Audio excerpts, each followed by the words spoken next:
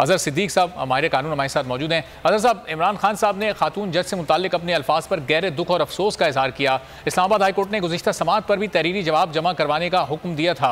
अब ये एक रोज़ पहले जवाब भी जमा हो गया। अब ये मामला आप किस तरफ जाता देख रहे हैं? अब खान साहब को दोबारा तो पेश होने की जरूरत नहीं है?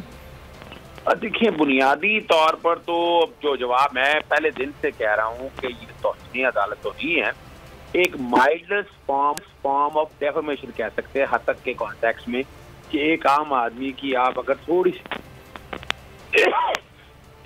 सॉरी और इस पे पूरा बैनुल अक़वामी कवानीन देख लें, और इसमें इमरान खान साहब ने बिल्कुल जवाब बिल्कुल ठीक दिया है। अगर उनकी दिल आजारी नहीं है इस हवाले से तो वो माजरत करते हैं, लेकिन ये तौहीन अदालत का केस कभी था ही नहीं। टेंशन थी ना, उनका मोटिव था, ना उनके ज़हन में था कि किसी तरह से भी ये तौहीन अदालत हुई है। और ये कानून भी यही है, यानी सिर्फ यहाँ नहीं है। अगर मैं आपको थोड़े दिन अभी रिसेंटली अगर आपको ले जाऊं, जुलाई 2022 में अमेरिकन सुप्रीम कोर्ट ने अबॉर्शन में एक फैसला दिया, और उसके बाद बाहर आके अवाम ने जिस तरह के अल्फाज, ये तो कुछ कहा ही नहीं इमरान खान साहब ने, वो तो जिस तरह के अल्फाज इस्तेमाल हुए, लेकिन अमेरिकन सुप्रीम कोर्ट ने उस मामले को अपना कोई कंटेम्प्ट में नहीं लेके गए।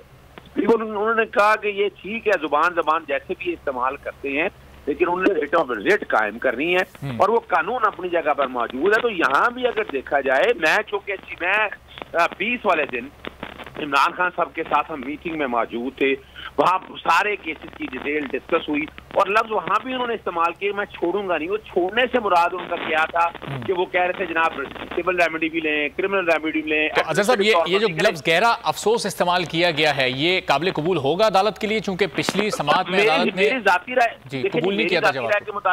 जाती राय के मुताबिक तो काबिल कबूल होना चाहिए, क्योंकि यही तो डिस्टिंक्शन है, ये कंटेम्प्ट नहीं है वो। और अगर वैसे भी वो ज़ेबा चौधरी साहब खुद आती तो बात कुछ और होती थी।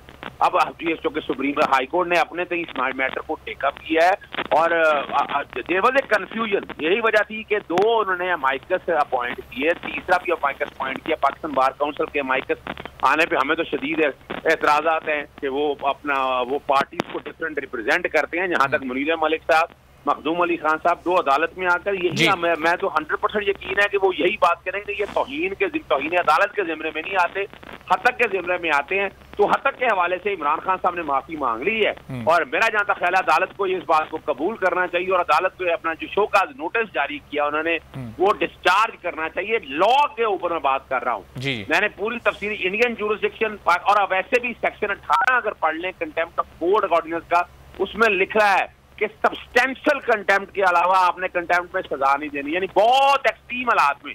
तो यहाँ तो एक्सट्रीम हालात है नहीं, ना ही तलाल चौधरी वाला मामला, ना ही दानियाल अजीजा, ना तो उन्होंने जिस तरह की बातें की और फिर इंसिस्ट करते रहे, बार बार दोहराते रहे। यहाँ तो अगर इमरान खान साहब ने एक दफा बात कर दी और उसके बाद उन्होंने क्लैरिफाई कर दिया कि ना उनका इंटेंशन ये था, ना मोटिव था, और अपना तौहीन अदालत के अंदर देखा जाए तो ये सुई जनरस है, फौजदारी और दीवानी। अजहर साहब, ये जो जवाब इन्होंने दिया है, ये माफी के जुमरे में तो नहीं आएगा? और फिर इस जवाब के बाद क्या कोई कानूनी नुक्ता बाकी बचता है अदालत के पास इस केस को मजीद चलाने का? तो मैं नहीं समझता। इसके बाद उन्होंने माजरत, देखिए ना, मैं फिर बात अर्ज करता हूँ, माफी तौहीन अदालत की माफी नहीं है, ये तज़हीक जो माइल्डेस्ट फॉर्म है उसके कॉन्टेक्स्ट में माजरत है, और ये माजरत अदालत को कबूल करनी चाहिए। मैं नहीं समझता कि इस मामले को मजीद लेकर आगे चलने वाली बात है, ना कोई ऐसी चीज मैं इसके अंदर देख रहा हूँ।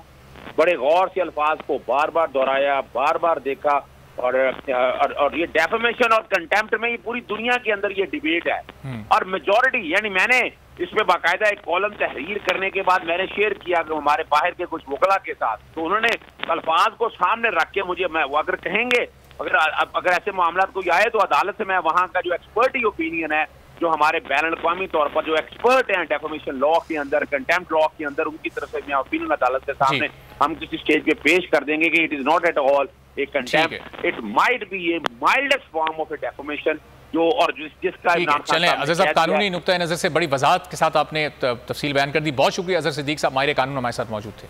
सबसे ज्यादा व्यूज, सबसे ज्यादा रील्स और सबसे ज्यादा रेटिंग के साथ बोल अब भी नंबर 1 पोजीशन पर बरकरार।